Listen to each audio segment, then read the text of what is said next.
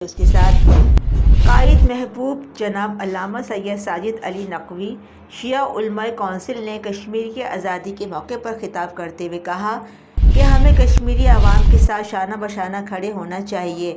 یہ ہماری ذمہ داری بنتی ہے۔ کشمیری عوام کی مکمل حمایت کرتے ہیں جیسا پچھلے ادوار میں کرتے رہے تھے۔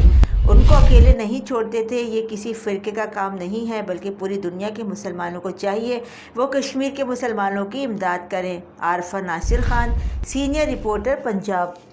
یاد رکھیں جو قربانیاں دے رہے ہیں کشمیر کے اندر، بہت بڑی زیادتی ہو رہی ہے ان کے ساتھ۔